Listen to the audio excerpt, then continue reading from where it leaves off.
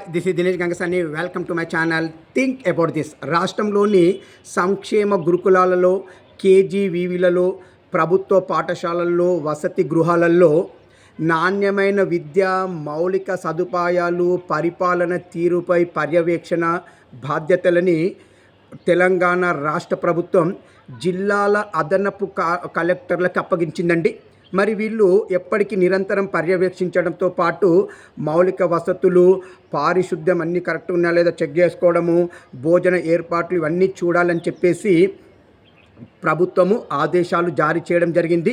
ఇదే కాకుండా SC, ST, minority శాఖలు రాష్ట్ర విద్యాశాఖతో సమన్వయం చేసుకుంటూ మొత్తంగా విద్యా వ్యవస్థని గాడిలో పెట్టాలని ప్రభుత్వం ఆదేశాలు జారీ చేయడం జరిగింది. మరి ప్రభుత్వం తీసుకున్న నిర్ణయాన్ని నేను అభినందిస్తున్నాను. ఇట్లు దినేష్ గంగసాని.